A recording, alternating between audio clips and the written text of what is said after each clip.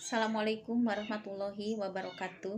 Bismillahirrahmanirrahim. Alhamdulillahirabbil alamin wa bihi nasta'in ala umuri dunya waddin walalihi washabbihi ajmain. Baiklah, di sini saya akan memaparkan tentang salah satu materi, yaitu tentang wajib belajar 9 tahun dan 12 tahun. Latar belakangnya adalah anak adalah merupakan anugerah yang paling berharga dari Allah Subhanahu wa taala sebagai titipan atau amanah yang harus kita jaga, kita didik, kita asuh dan arahkan agar mereka dapat berkembang secara optimal sesuai dengan potensi yang dimilikinya.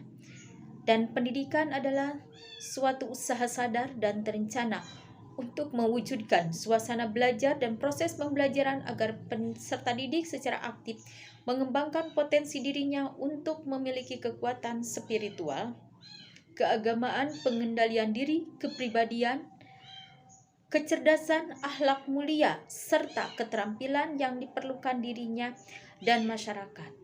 Dan pendidikan juga meliputi pengajaran keahlian khusus dan juga sesuatu yang tidak dapat dilihat tetapi lebih mendalam, yaitu pemberian ilmu pengetahuan, kemudian pertimbangan kebijaksanaan. Dan salah satu dasar utamanya pendidikan adalah untuk mengajar melewati generasi.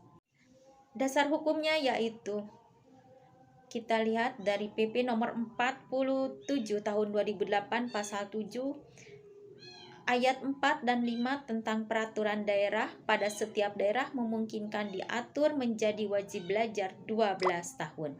Kemudian Undang-Undang 1945 pasal 31 ayat 1 yang menyatakan bahwa setiap warga negara berhak mendapatkan pendidikan.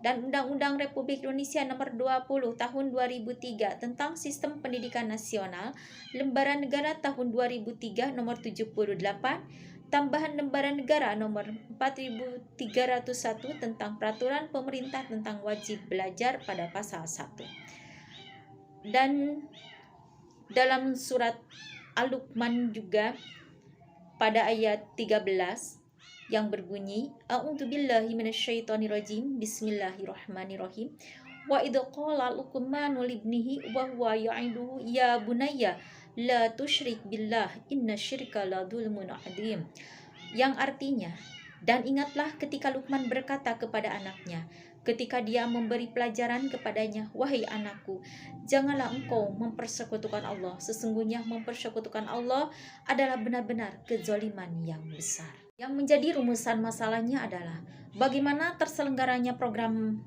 wajib belajar 9 tahun, apa tujuan wajib belajar 9 tahun, apa yang dimaksud dengan wajib belajar 9 tahun dan wajib belajar 12 tahun, dan bagaimana ciri wajib belajar yang berlangsung di Indonesia.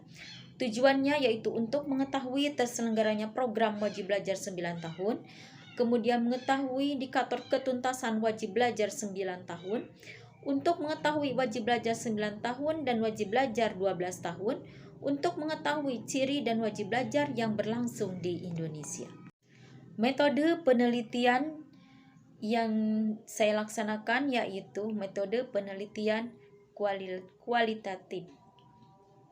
Di sini ada tempat dan waktu, kemudian data dan sumber data, kemudian teknik dan prosedur data, kemudian prosedur dan analisis data, jenis penelitian, dan uji keabsahan data. Dan inilah pembahasan tentang wajib belajar. Perpanjangan wajib belajar yang semula dari 9 tahun menjadi 12 tahun merupakan hal yang harus disambut gembira. Kenapa? Karena dengan demikian penduduk usia muda kini harus mengenyam pendidikan minimal di jenjang pendidikan.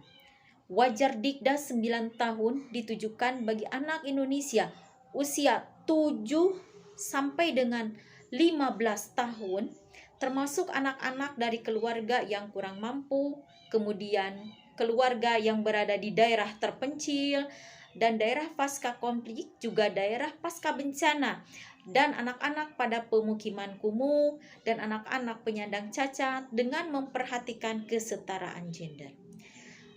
Pada saat itu adanya dicanangkannya pada tahun 1994 program Wajar Dikda 9 tahun yang diharapkan dapat tuntas pada tahun 2003 dan 2004. Namun adanya kendala yaitu krisis ekonomi yang melanda di negara kita yaitu sejak tahun 1997 menyebabkan target tersebut tidak dapat tercapai. Target penuntasan wajar akhirnya disesuaikan dari 2003, 2004 menjadi 2008 dan 2009.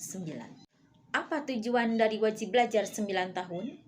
Tujuannya yaitu menjaga kesinambungan keberhasilan implementasi program wajib belajar 9 tahun, kemudian menyiapkan generasi emas Indonesia tahun 2045, menghasilkan sumber daya manusia yang berdaya saing global, meningkatkan kesempatan penciptaan lapangan kerja, kemudian mengurangi angka pengangguran, mengurangi persentase anak putus sekolah.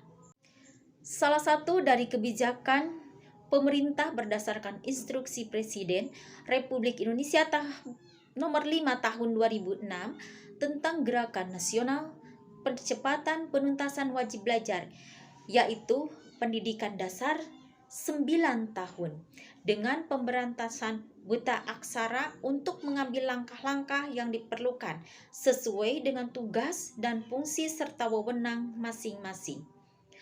Ciri-ciri dari wajib belajar yang berlangsung di Indonesia yaitu tidak bersifat paksaan melainkan persuasif, tidak ada sanksi hukum, dan lebih menonjol adalah aspek moral yang orang tua, kemudian peserta didik yang merasa terpanggil untuk mengikuti pendidikan dasar karena berbagai kemudahan telah disediakan, kemudian tidak diatur dengan undang-undang tersendiri, dan keberhasilan diatur dengan angka partisipasi. Dalam keberhasilan wajib belajar 12 tahun, maka pemerintah mengadakan berbagai program kepada warga masyarakat, diantaranya bagi yang kurang mampu maka adanya KIP, Kartu Indonesia Pintar, dan juga KIS.